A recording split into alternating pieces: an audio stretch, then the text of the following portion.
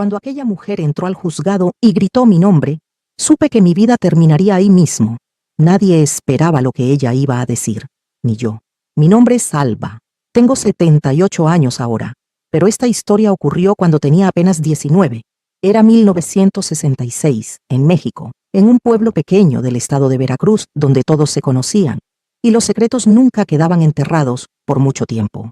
Era uno de esos lugares donde las noticias viajaban más rápido que el viento, donde las comadres se enteraban de todo antes de que pasara, y donde una muchacha soltera era vigilada por 100 ojos que no eran los de su padre. Yo trabajaba en la tienda de abarrotes de mi padre desde los 12 años. Me levantaba antes de que saliera el sol, cuando el aire todavía estaba fresco y las calles vacías. Ayudaba a abrir el negocio, barría la entrada, acomodaba los sacos de frijol y arroz, atendía a los clientes desde las 6 de la mañana hasta las 8 de la noche. Hacía las cuentas en el cuaderno viejo y gastado que mi padre guardaba debajo del mostrador con un lápiz amarrado con cordel para que nadie se lo llevara. Mi madre había muerto cuando yo nací. Una hemorragia que los médicos del pueblo no pudieron detener. Mi padre nunca me culpó por eso, al menos no con palabras, pero yo crecí sintiendo que mi existencia había costado la vida de la mujer que él más amaba. Así que éramos solo él y yo. Él nunca se volvió a casar. Decía que un amor verdadero no se reemplaza, que mi madre había sido la única mujer de su vida y seguiría siéndolo hasta que se encontraran de nuevo en el cielo. Vivíamos en un cuarto pequeño, detrás de la tienda. Una cama para cada uno, una mesa, 2 sillas, una estufa de leña y un baúl donde guardábamos la poca ropa que teníamos. No era mucho, pero era nuestro. Mi padre me enseñó a leer y escribir, algo que no todas las muchachas del pueblo sabían hacer. Decía que la educación era lo único que nadie te podía quitar, y que mientras yo supiera leer, el mundo entero cabría en mis manos. Los días eran iguales. Despertar, abrir la tienda, trabajar, cerrar, dormir.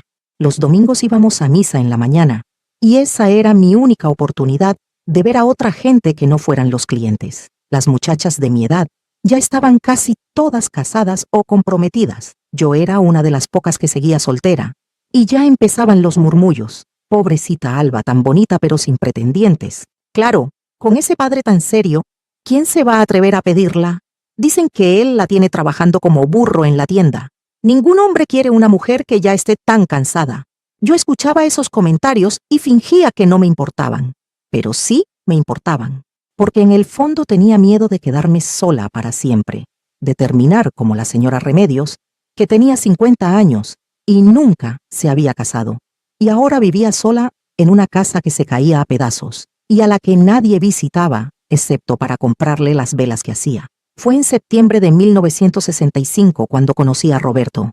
La hija del alcalde cumplía 15 años, y su padre había organizado una fiesta grande en la plaza del pueblo. Pusieron un entarimado, contrataron a un grupo de mariachis de otro pueblo, y toda la gente importante estaba invitada. Mi padre y yo no éramos gente importante, pero el alcalde nos invitó porque le dábamos fiado en la tienda cuando no tenía dinero, algo que pasaba más seguido de lo que debería para un hombre en su posición. Yo me puse mi único vestido bueno, uno azul que mi padre me había comprado 2 años atrás y que ya me quedaba un poco corto, pero todavía se veía presentable. Me peiné con las manos porque no teníamos espejo grande, solo uno pequeño y rajado, donde apenas podía ver mi cara. Mi padre se puso su traje negro, el mismo que usaba para los funerales y las bodas, y fuimos caminando a la plaza cuando el sol ya estaba bajando. La fiesta era hermosa. Había luces colgadas entre los árboles, las mesas estaban llenas de comida, y la gente bailaba y reía. Yo me quedé sentada junto a mi padre, viendo a las parejas dar vueltas en la pista mientras los mariachis tocaban. No esperaba que nadie me sacara a bailar. Las muchachas como yo, las que trabajaban demasiado y no tenían madre que las arreglara, no solían llamar la atención. Pero entonces él llegó. Roberto entró a la plaza como si fuera el dueño del mundo. Tenía 25 años, aunque yo no lo sabía en ese momento. Era alto, con hombros anchos, y usaba un traje café que se veía caro, incluso con el polvo del camino. Tenía el cabello negro brillante, peinado hacia atrás con brillantina, y cuando sonreía, mostraba todos los dientes blancos y perfectos.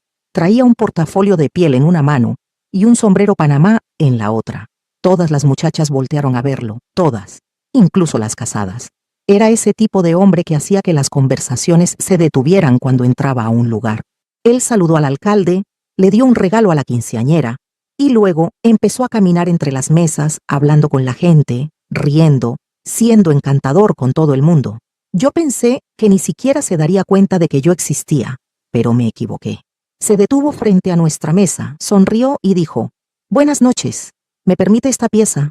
Estaba hablando conmigo. Yo miré a mi padre, esperando que dijera que no, que era muy tarde, que teníamos que irnos. Pero él solo asintió, con esa expresión seria que siempre tenía. «Ve, hija, diviértete un poco». Me levanté con las piernas temblando y tomé la mano que Roberto me ofrecía. Su mano era suave, no como las manos ásperas de los hombres del pueblo que trabajaban en el campo o en la construcción. Me llevó a la pista y puso su mano en mi cintura y empezamos a bailar. «¿Cómo te llamas?», preguntó. «Alba». «Alba. Bonito nombre. Yo soy Roberto. Roberto Salazar. ¿De dónde eres? No te había visto antes». «Soy de Puebla, pero viajo mucho. Soy representante comercial.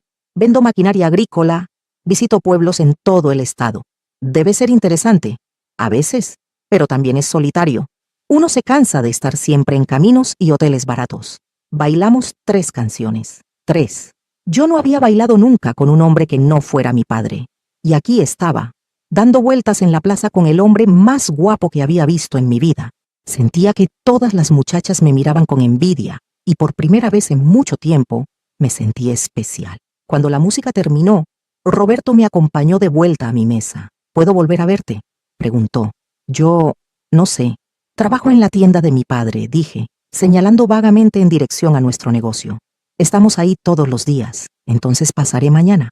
Y cumplió. Al día siguiente, a media mañana, Roberto entró a la tienda con una sonrisa y compró cosas que probablemente no necesitaba.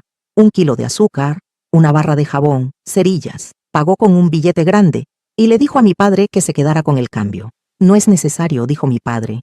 «Insisto, es por la hospitalidad de anoche». Desde ese día, Roberto empezó a visitarme cada vez que estaba en el pueblo.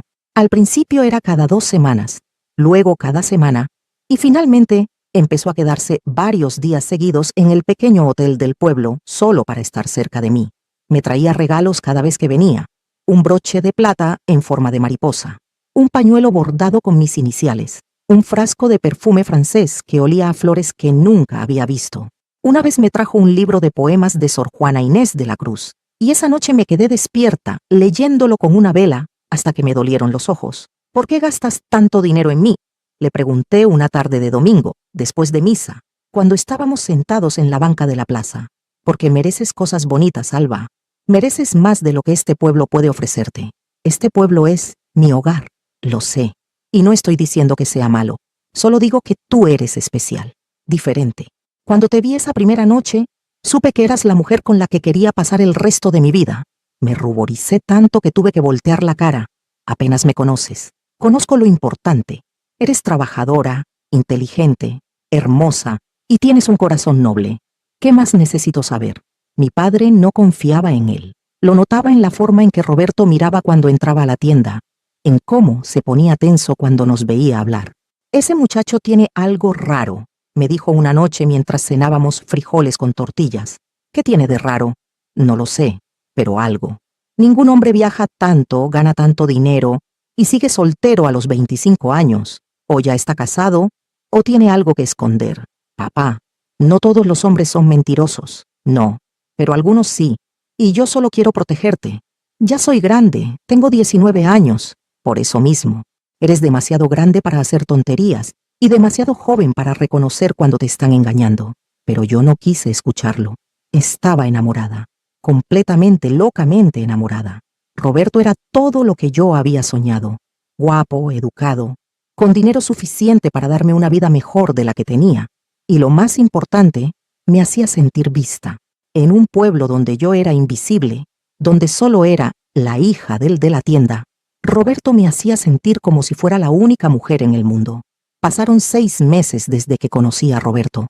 6 meses de visitas cada vez más frecuentes, de paseos por la plaza tomados de la mano, de conversaciones largas donde él me hablaba de todos los lugares que había conocido y de los lugares que quería mostrarme algún día. Me hablaba de la Ciudad de México, de Guadalajara, de Monterrey, ciudades grandes que yo solo había visto en las revistas viejas que a veces llegaban a la tienda. Algún día te voy a llevar a todos esos lugares, me decía. Vamos a tener una casa bonita, con jardín. Vas a poder dejar de trabajar en la tienda si quieres, o si prefieres seguir trabajando, abrimos un negocio más grande. Lo que tú quieras, Alba. Yo me imaginaba esa vida, y me parecía un sueño imposible. Pero Roberto hacía que sonara real, posible, cercano. Fue en marzo de 1966 cuando todo cambió. Roberto llegó al pueblo un viernes por la tarde, pero esta vez no vino directamente a la tienda como siempre hacía. Pasaron varias horas y yo empecé a preocuparme. ¿Le habría pasado algo en el camino? ¿Habría decidido no venir? Finalmente apareció cerca de las 6 de la tarde, justo cuando estábamos por cerrar. Traía un ramo de rosas rojas, que debió haber costado una fortuna porque en nuestro pueblo no había florerías, y las flores había que traerlas de la ciudad. Perdona la demora, dijo. Tuve que resolver unas cosas primero. Mi padre nos miraba desde el mostrador, con esa expresión de desconfianza que nunca había perdido. Roberto se arrodilló ahí mismo, en medio de la tienda, sobre el piso de tierra apisonada. Alba Mendoza, ¿me harías el honor de ser mi esposa?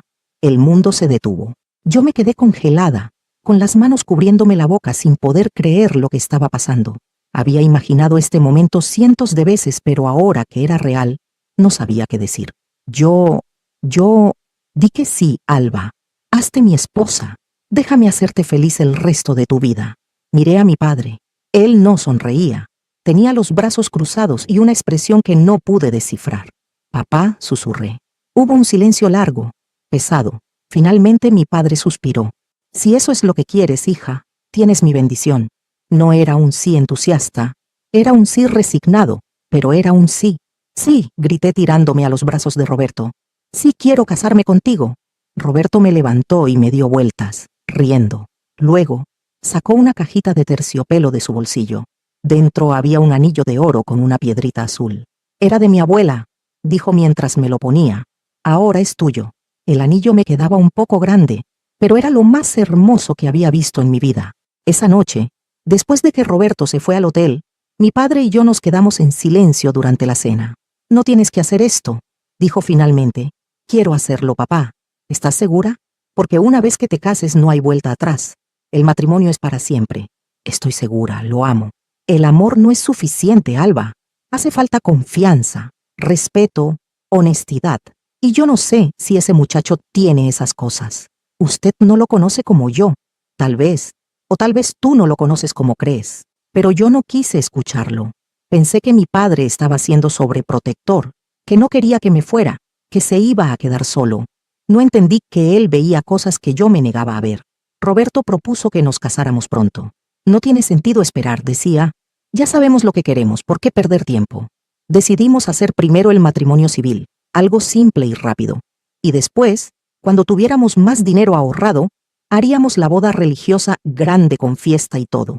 Fijamos la fecha para un lunes de marzo, el lunes 28 de marzo de 1966. Ese día quedó grabado en mi memoria para siempre. Las semanas antes de la boda fueron un torbellino.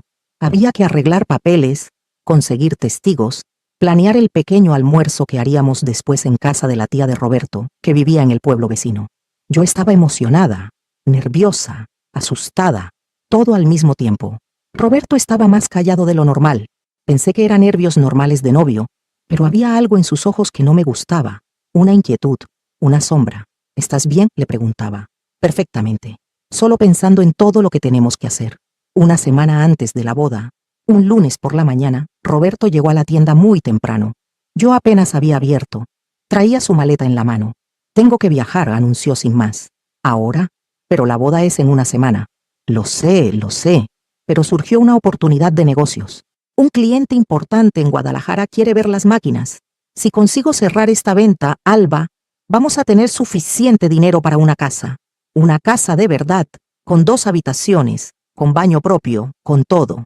Pero, ¿no puedes ir después de la boda? No, tiene que ser ahora. El hombre solo está disponible esta semana. Si no voy, pierdo el negocio.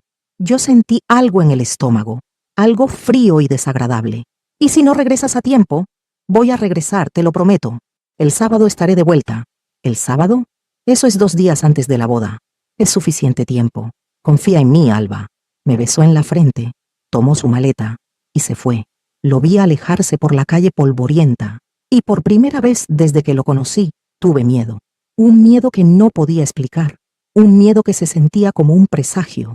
Mi padre salió de la bodega y me encontró parada en la puerta, mirando el lugar por donde Roberto había desaparecido. Se fue, dije. Lo vi. ¿Dais que tiene negocios en Guadalajara?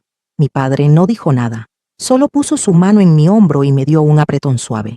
Todavía puedes cambiar de opinión, hija. No voy a cambiar de opinión. Pero en el fondo una parte de mí ya estaba dudando. Los días pasaron lentos, pesados, martes, miércoles, jueves, viernes. Cada día yo esperaba una carta, un telegrama, alguna noticia de Roberto, pero no llegó nada. El viernes por la noche me quedé despierta hasta tarde, dando vueltas en mi cama, sintiendo el anillo en mi dedo, preguntándome si Roberto cumpliría su promesa. El sábado amaneció nublado. El aire olía a lluvia. Abrimos la tienda como siempre, pero yo no podía concentrarme. Cada vez que sonaba la campanilla de la puerta, yo corría pensando que era Roberto, pero no llegó en la mañana, ni al mediodía, ni en la tarde. A las 6 de la tarde, cuando ya estaba oscureciendo, finalmente apareció. Llegó directo del terminal de autobuses con la misma maleta, pero se veía diferente. Tenía ojeras profundas, la ropa le arrugada, y algo en su mirada que me asustó. Roberto corría hacia él. ¿Estaba tan preocupada? Perdona, el viaje se complicó. Los autobuses, ya sabes. ¿Cómo te fue con el cliente? Otra vez esa pausa, ese segundo de duda. Bien, muy bien. Cerré la venta.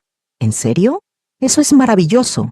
Lo abracé, pero él no me devolvió el abrazo con la misma fuerza de siempre. Su cuerpo estaba rígido, tenso. ¿Estás seguro de que estás bien? Sí, solo cansado. Necesito dormir. Nos vemos mañana, ¿sí? Mañana es domingo. ¿Quieres que vayamos a misa juntos? Claro. Paso por ti en la mañana. Pero no pasó. El domingo en la mañana mandó un recado con un niño del pueblo diciendo que se había desvelado mucho y necesitaba descansar, que nos veríamos el lunes en el juzgado. Fui a misa con mi padre, y durante toda la ceremonia no pude concentrarme en las palabras del padre Gonzalo. Solo podía pensar en Roberto, en su mirada extraña, en sus respuestas vagas. Algo anda mal, le dije a mi padre cuando salimos de la iglesia. ¿Quieres cancelar la boda? No, no lo sé. ¿Estoy siendo tonta? Estás siendo humana. El miedo antes de una boda es normal. ¿Usted tuvo miedo antes de casarse con mamá? Mi padre se quedó callado un momento. No. Con tu madre todo fue claro desde el principio. No hubo dudas, no hubo misterios, solo amor y certeza. Pero ustedes se conocieron en el mismo pueblo. Ya la conocía desde niños. Cierto. Con Roberto es diferente. Viene de fuera.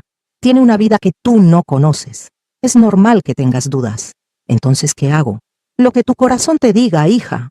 Pero hazle caso también a tu cabeza. El corazón a veces nos engaña. La cabeza casi nunca. Esa noche, el domingo antes de mi boda, casi no pude dormir. Cada vez que cerraba los ojos, veía la cara de Roberto pálida y nerviosa, escondiéndome algo. Pero yo me convencí a mí misma de que eran nervios, que todos los novios se ponen raros antes de la boda, que todo iba a estar bien una vez que dijéramos sí acepto y empezáramos nuestra vida juntos. El lunes amaneció despejado, un día hermoso de finales de marzo, con el sol brillante y un viento suave que movía las cortinas de mi ventana. Me levanté antes del amanecer, aunque la ceremonia era hasta las 10 de la mañana. Me bañé con agua fría en la palangana, me lavé el cabello con el jabón especial que había comprado para la ocasión y me lo sequé al sol en el patio de atrás. Mi padre había llevado mi vestido donde la modista del pueblo para que le hiciera unos arreglos. Era un vestido beige claro, de algodón, sencillo pero bonito, con botoncitos de perla en el frente y un cinturón delgado en la cintura. No era un vestido de novia tradicional, pero era lo mejor que teníamos. Me lo puse con cuidado, tratando de no arrugarlo. Luego me peiné el cabello hacia atrás y me lo sujeté con los pasadores de perlas que habían sido de mi madre. Mi padre los había guardado todos estos años en el baúl, envueltos en un pañuelo blanco. Tu madre los usó el día que nos casamos, dijo cuando me los dio. Quería que tú los tuvieras cuando llegara tu día. Me puse un poco de color en las mejillas, algo de carmín en los labios. Me vi al espejo pequeño y casi no me reconocí. Me veía mayor, diferente. Me veía como una mujer a punto de empezar una nueva vida. Mi padre se puso su traje negro, el mismo de siempre. Se peinó con agua y se alisó el bigote gris que había empezado a salirle en los últimos años. Estás hermosa, hija. Gracias, papá. ¿Estás lista? No lo estaba, pero dije que sí de todas formas. Salimos de la tienda y caminamos por las calles del pueblo hacia el juzgado. Era temprano todavía, pero ya había gente en las calles que se nos quedaba viendo. Algunas mujeres sonreían y me felicitaban. Otras solo miraban con curiosidad o con lástima. Yo no sabía cuál. El juzgado estaba a 3 cuadras de la tienda, un edificio viejo de adobe con un portón grande de madera. Cuando llegamos, Roberto ya estaba ahí. Estaba parado en la entrada con su traje café, el cabello peinado perfectamente y una flor blanca en el ojal. A su lado estaba su padrino, un hombre que yo no conocía bien, que Roberto dijo que era un compañero de trabajo, y también estaba su tía Eulalia, una mujer mayor que vivía en el pueblo vecino y que iba a ser testigo de mi parte porque yo no tenía familia femenina. Cuando Roberto me vio, sonrió, pero la sonrisa no le llegó a los ojos, y noté que estaba sudando mucho, más de lo que el calor de la mañana justificaba. «Estás preciosa», dijo cuando me acerqué. «Gracias. Tú también te ves bien». Quise besarlo, pero él giró la cara y el beso terminó en su mejilla. «Mejor esperamos hasta después de la ceremonia», dijo nervioso. Entramos al juzgado todos juntos. El lugar olía a humedad y a papel viejo. Había un escritorio grande donde se sentaría el juez y unas bancas de madera para los testigos. El secretario del juzgado, un hombre delgado con anteojos, nos pidió nuestros documentos. Roberto sacó sus papeles del bolsillo interior de su saco.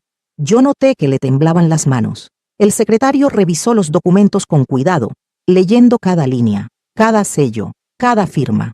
Era un hombre meticuloso que se tomaba su trabajo muy en serio.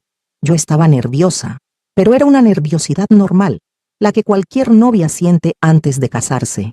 Roberto, en cambio, parecía a punto de desmayarse. Se pasaba la mano por el cuello constantemente como si la corbata lo estuviera ahorcando. Sus ojos saltaban de la puerta al secretario, del secretario a la ventana, como si esperara que algo terrible fuera así a pasar en cualquier momento. «¿Estás bien?», le susurré. «Sí, sí, es solo el calor», pero no hacía tanto calor. El juzgado era fresco, con paredes gruesas que mantenían el interior templado, incluso en los días más calurosos. El juez de paz llegó 15 minutos tarde. Era un hombre viejo, de unos 60 y tantos años, con anteojos de cristales gruesos que hacían que sus ojos se vieran enormes. Se llamaba don Aurelio y llevaba más de 30 años cazando gente en el pueblo. buenos días», dijo con voz cansada mientras se acomodaba en su silla. «¿Listos para el gran paso?». «Sí, señor», respondí. Roberto solo asintió. Don Aurelio abrió el libro de registros, un tomo enorme con tapas de cuero gastadas por el tiempo y el uso. Mojó la pluma en el tintero y empezó a escribir nuestros nombres con letra temblorosa. «A ver, veamos. Roberto Salazar Gutiérrez y Alba Mendoza Reyes. Correcto, correcto», dijimos al mismo tiempo. «Muy bien, procederemos entonces con la ceremonia».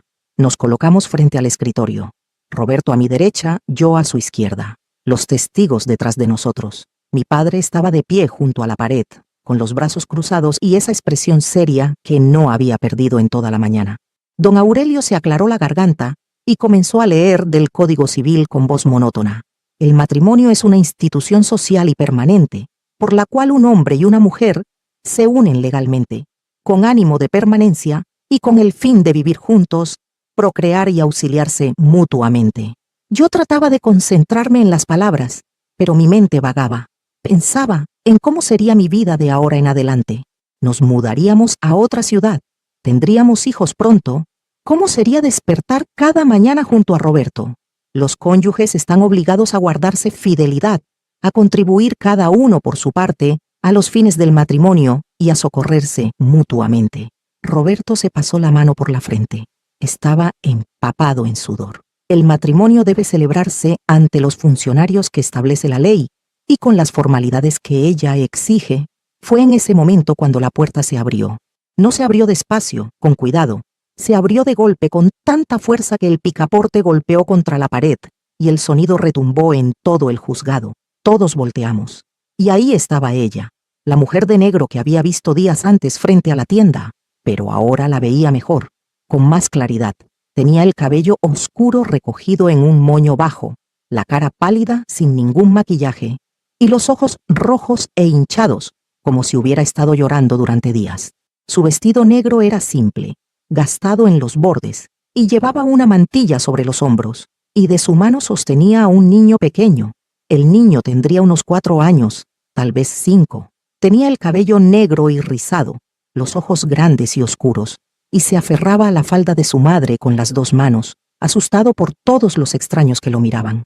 La mujer entró al juzgado con pasos decididos, aunque todo su cuerpo temblaba. «¡Esta boda no puede celebrarse!», gritó, y su voz se quebró en la última palabra. El mundo se detuvo. Don Aurelio dejó de leer y se quitó los anteojos para limpiarlos, como si no pudiera creer lo que estaba viendo. El secretario se levantó de su silla. Los testigos se quedaron paralizados. Mi padre dio un paso hacia adelante. ¿Y Roberto? Roberto se puso completamente blanco, más blanco que la pared de cal, como si toda la sangre se le hubiera escapado del cuerpo. «¿Quién es usted?», preguntó don Aurelio. «Esto es una ceremonia privada». «Soy Teresa Vega de Salazar», dijo la mujer, y cada palabra le costaba trabajo salir. «Y ese hombre», señaló a Roberto con mano temblorosa, «es mi esposo». Sentí como si me hubieran golpeado en el estómago. Todo el aire salió de mis pulmones. El suelo pareció moverse bajo mis pies. «¿Qué?», fue todo lo que pude decir. Roberto dio un paso hacia atrás, alejándose de mí, de ella, de todos. «Teresa, yo puedo explicar». «¿Explicar?». Teresa soltó una risa que sonaba como un sollozo. «¿Explicar qué, Roberto?». «Explicar cómo nos abandonaste hace 6 meses. ¿Cómo dijiste que ibas a conseguir mejor trabajo en otro pueblo y nunca regresaste? ¿Cómo tu hijo pregunta por ti todas las noches y yo tengo que inventarle mentiras?». El niño empezó a llorar, escondiendo la cara en la falda de su madre. «Papá», gimió, «quiero a mi papá». Y entonces lo vi. Vi el parecido. El niño tenía los mismos ojos que Roberto, la misma forma de la nariz, el mismo cabello negro. «No», susurré. «No, no, no».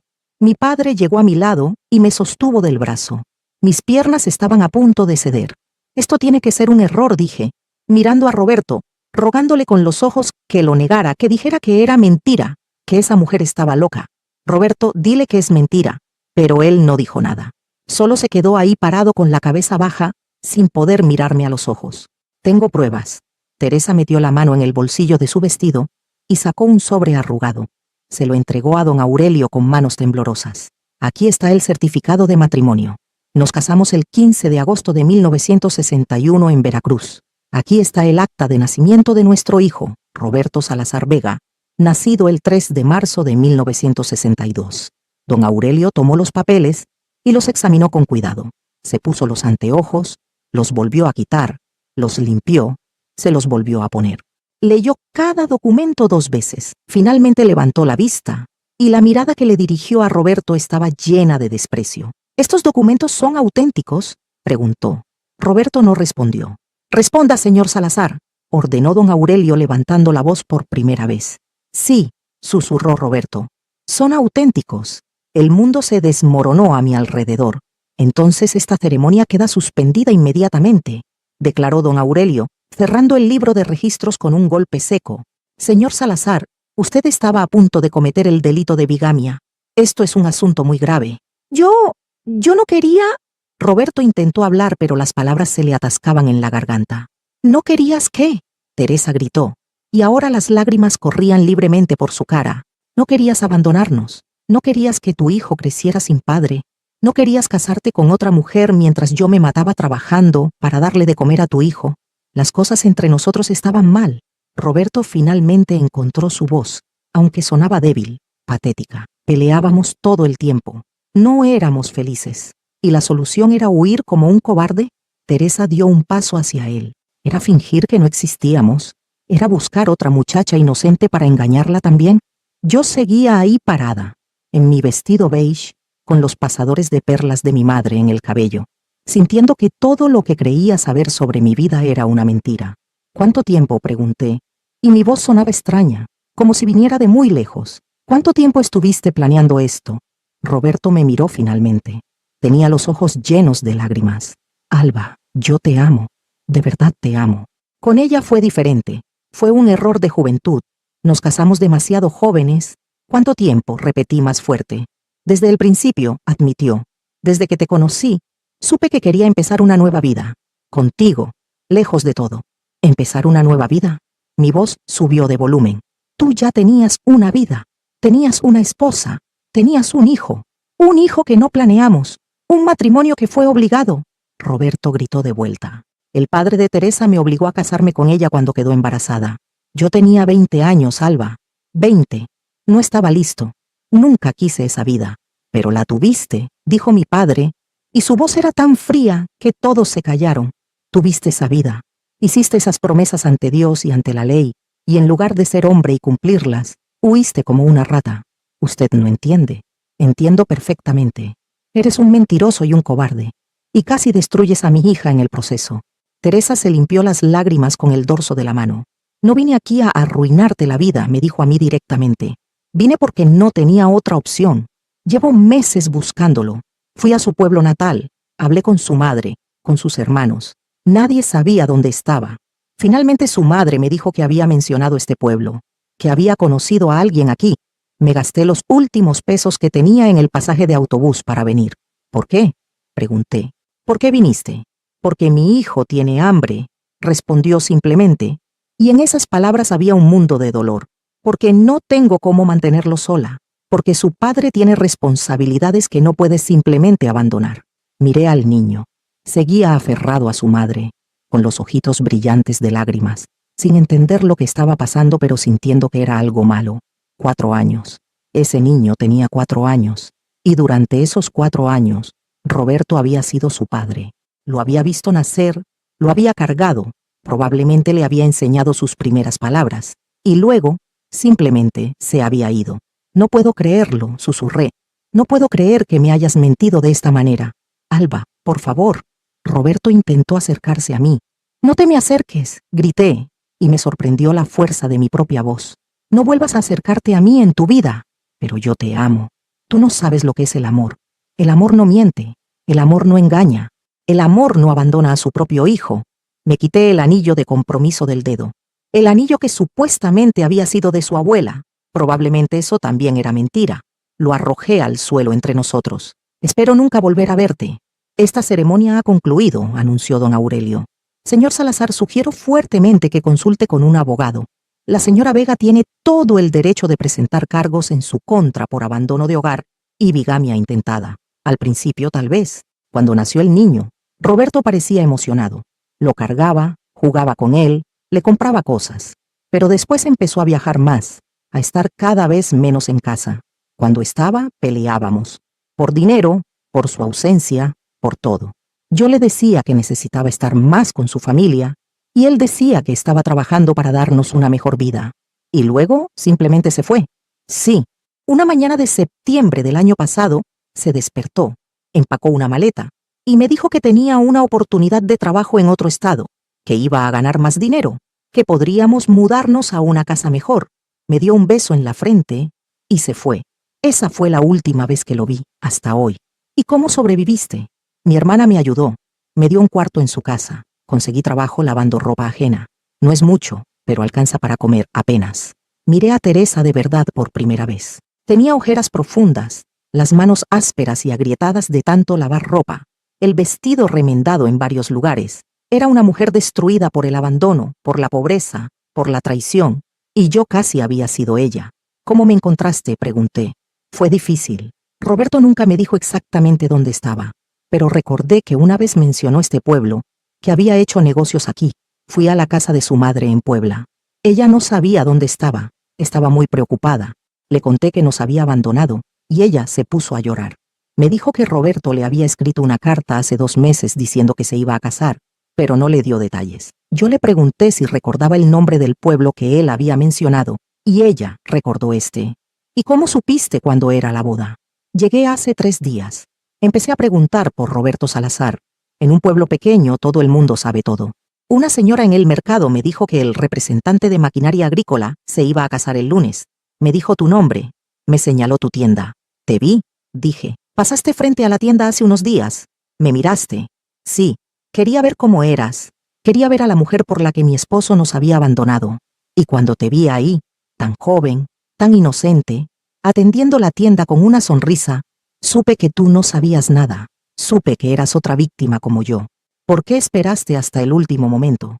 ¿Por qué no viniste antes? Teresa bajó la mirada. Porque tuve miedo.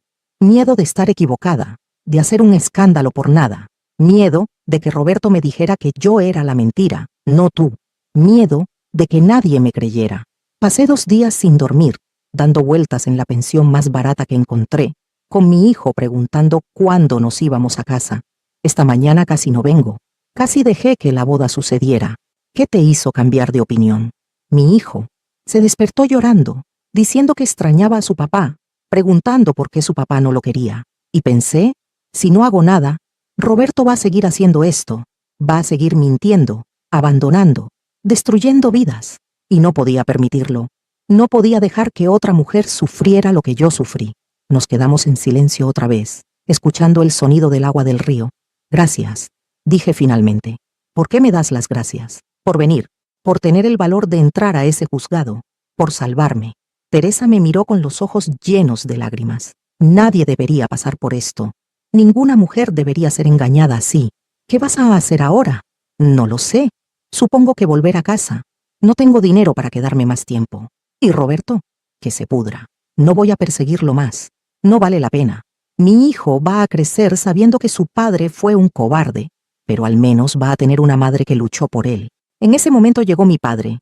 Venía caminando despacio, con el niño de Teresa de la mano. El pequeño comía un pan dulce que mi padre seguramente le había comprado. Te estaba buscando, me dijo mi padre. Lo siento, necesitaba estar sola. Lo sé, hija. Teresa se levantó rápidamente cuando vio a su hijo. Mijo, ¿estás bien? Sí, mamá. El señor me compró pan. Mi padre le extendió un sobre a Teresa. ¿Qué es esto?, preguntó ella. Dinero para tu pasaje de regreso.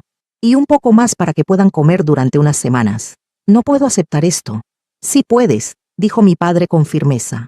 No es caridad, es responsabilidad. Ese hombre casi se casa con mi hija. Yo casi lo acepté como yerno. Siento que tengo parte de culpa por no haber visto quién era realmente. Pero usted no tenía forma de saberlo. Igual, tómalo. Por tu hijo. Teresa tomó el sobre con manos temblorosas. Lo abrió y vi sus ojos llenarse de lágrimas cuando vio cuánto dinero había dentro. Esto es demasiado. No es suficiente para reparar el daño que te hizo, dijo mi padre, pero es lo que puedo hacer. Teresa se acercó a mi padre y lo abrazó sollozando en su hombro. Mi padre la palmeó torpemente en la espalda, incómodo con la muestra de emoción pero sin rechazarla. Gracias, susurró Teresa. Gracias, gracias, gracias. Cuando se separaron, Teresa se volvió hacia mí. Sé que esto suena extraño viniendo de mí, pero vas a estar bien. Eres joven, tienes a tu padre, tienes toda una vida por delante. No dejes que este hombre te robe eso. No dejes que te quite la capacidad de volver a confiar, de volver a amar. No sé si pueda, admití.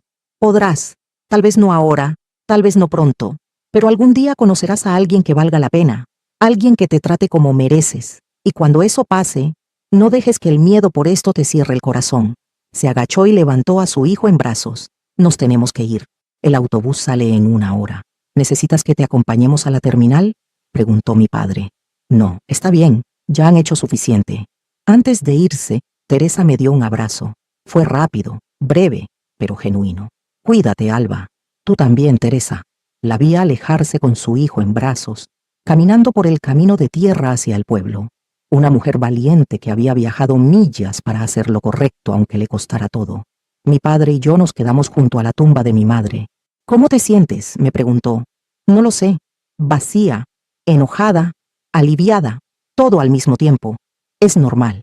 ¿Tú cómo te sientes? Con ganas de encontrar a ese desgraciado y darle la paliza de su vida, dijo mi padre. Y aunque su voz era tranquila, pude sentir la rabia contenida. Pero no serviría de nada. Hombres como él no aprenden. ¿Crees que volverá? No, los cobardes no regresan al lugar donde fueron descubiertos. Nos sentamos juntos en el pasto. Mi padre puso su brazo alrededor de mis hombros y yo recargué mi cabeza en su pecho, como cuando era niña y tenía miedo de las tormentas. ¿Papá? ¿Sí? ¿Cómo supiste que algo estaba mal con Roberto? Mi padre suspiró. Instinto, experiencia. Cuando llevas tanto tiempo tratando con gente, aprendes a leer las señales. Roberto era demasiado perfecto, demasiado encantador. Los hombres honestos no necesitan trabajar tan duro para impresionar. Además, nunca hablaba de su pasado, de su familia, de sus amigos. Era como si su vida hubiera empezado el día que te conoció. Yo no vi nada de eso, porque estabas enamorada. El amor te ciega. Por eso es importante tener gente que te quiera y que pueda ver lo que tú no ves. Debí haberte escuchado. No te culpes, hija. Todos cometemos errores. Lo importante es que aprendamos de ellos. Nos quedamos ahí hasta que el sol empezó a bajar. Finalmente, mi padre me ayudó a levantarme. Vamos a casa, tenemos que abrir la tienda mañana. ¿No te importa que el pueblo entero esté hablando de esto? Que hablen. Las lenguas venenosas siempre encuentran algo de qué hablar. En un mes ya habrá otro escándalo y se olvidarán de ti. Caminamos de regreso al pueblo en silencio. Mi vestido de novia estaba arruinado, manchado de pasto y tierra. Los pasadores de perlas de mi madre estaban en mi bolsillo. Iba descalza porque me había quitado los zapatos junto al río. Cuando llegamos a la tienda, la tía Eulalia estaba esperando en la puerta. Tenía los ojos rojos de tanto llorar. Alba, mijita, lo siento tanto. Yo no sabía, te lo juro. Lo sé, tía. No es su culpa. Ese maldito sobrino mío. Si lo vuelvo a ver, yo misma le parto la cara. Ya no importa, ya pasó. Esa noche, después de que la tía Eulalia se fue, me quité el vestido y lo guardé en el fondo del baúl. Nunca lo volví a sacar. Años después, cuando finalmente me casé con el hombre que sería mi verdadero esposo, usé un vestido completamente diferente. Los días siguientes fueron difíciles. Como mi padre había predicho, todo el pueblo hablaba de lo que había pasado. Algunos me tenían lástima, otros parecían disfrutar del drama. Hubo mujeres que vinieron a la tienda solo para chismear, para sonsacarme detalles. Es cierto que tenía otra esposa y que el niño se parece a él. ¡Ay, pobrecita! Tan ilusionada que estabas. Yo aprendí a sonreír y cambiar de tema. Aprendí a no dar explicaciones. Mi vida privada no era entretenimiento para nadie. Roberto nunca regresó al pueblo. Nadie supo qué pasó con él. Algunos decían que se había ido al norte, a Estados Unidos. Otros que había vuelto con Teresa, aunque yo dudaba que eso fuera cierto. Un hombre que abandona una vez puede abandonar siempre. Un mes después de lo que debió ser mi boda, llegó una carta. No tenía remitente, pero reconocí la letra. Era de Teresa. La carta decía: «Querida Alba, espero que estés bien. Yo estoy un poco mejor cada día. El dinero que tu padre me dio nos ayudó mucho. Pude pagar las deudas que tenía, comprarle ropa nueva a mi hijo, y todavía me queda un poco guardado para emergencias. Conseguí trabajo en una fábrica de textiles. No pagan mucho, pero es estable. Mi hermana me ayuda cuidando al niño mientras trabajo. No es la vida que soñé, pero es mi vida, y es real. Te escribo para decirte gracias. Sé que suena extraño agradecer a alguien por algo así, pero es verdad. Si no hubiera sido por ti, por verte tan feliz con ese vestido, tan ilusionada, no habría tenido el valor de entrar a ese juzgado. Pensé, si no hago nada ahora, voy a arrepentirme toda mi vida. Voy a cargar con la culpa de haber dejado que otra mujer sufra lo mismo que yo. Las dos nos libramos de él, tú a tiempo y yo tarde, pero al final las dos salimos. No te conozco bien, pero siento que hay un lazo entre nosotras, un lazo de mujeres que sobrevivieron al mismo hombre. Espero que encuentres la felicidad que mereces. Espero que cuando vuelvas a enamorarte, sea de alguien que te valore de verdad. Con cariño, Teresa. Guarde esa carta como un tesoro. La releí muchas veces en los meses siguientes, especialmente en los días en que me sentía sola, cuando dudaba de si alguna vez podría volver a confiar en alguien. 2 meses después de lo que no fue mi boda, un abogado llegó al pueblo. Era un hombre serio de unos 40 años, bien vestido, pero sin ostentación.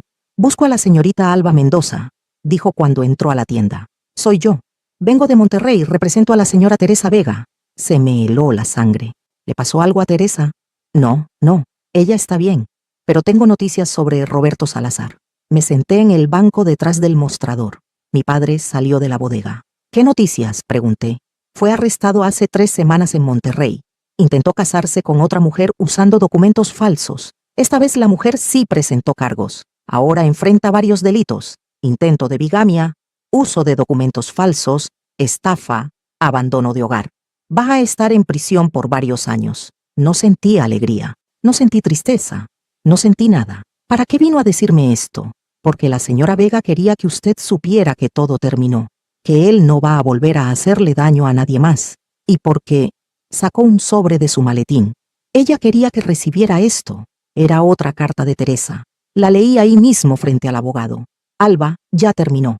Roberto está en la cárcel y va a pagar por lo que nos hizo. No a nosotras específicamente, pero al menos va a pagar.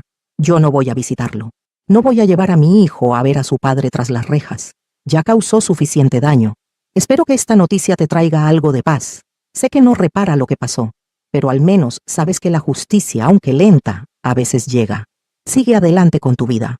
Vive feliz. Es la mejor venganza. Teresa doblé la carta con cuidado.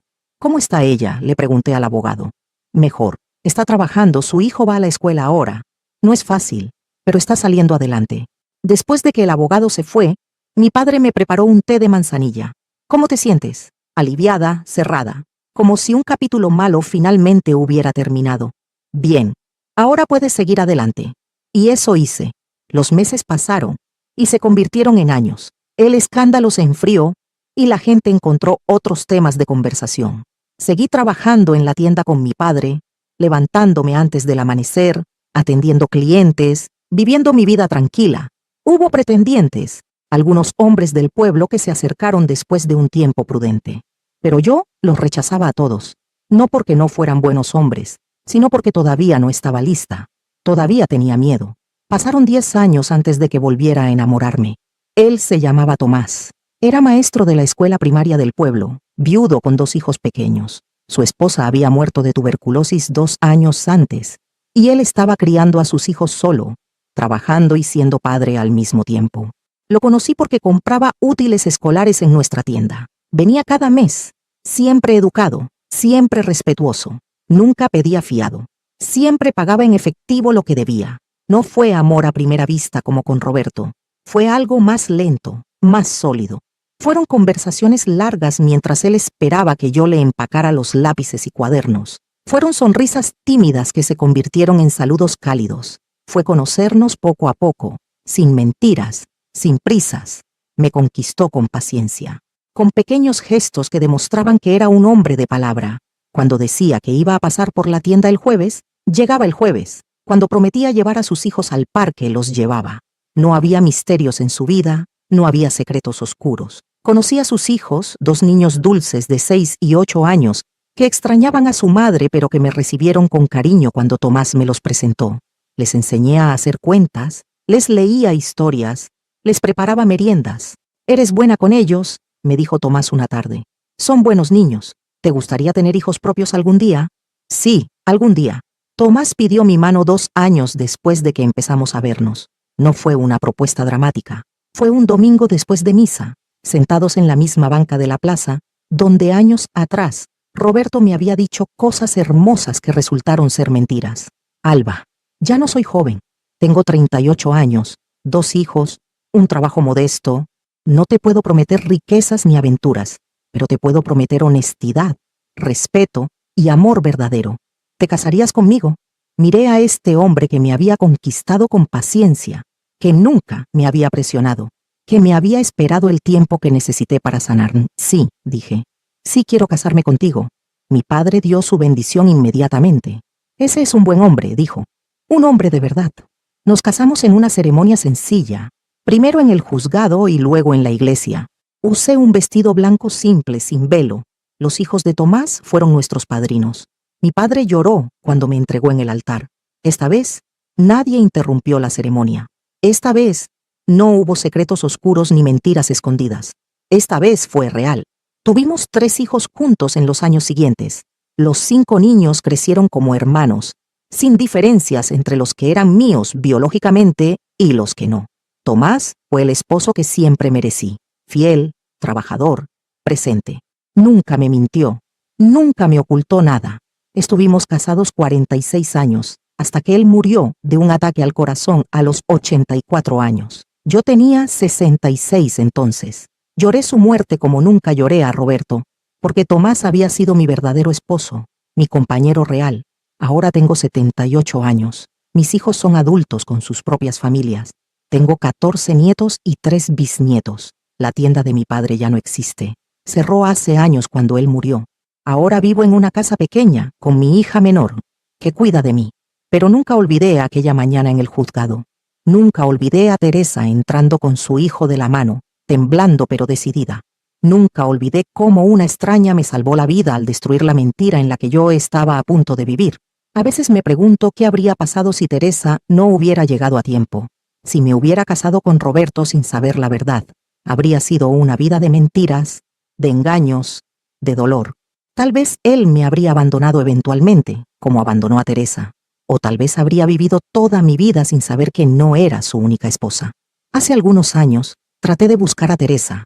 Quería saber si estaba bien, si su hijo había crecido bien, si había encontrado algo de paz, pero nunca la encontré.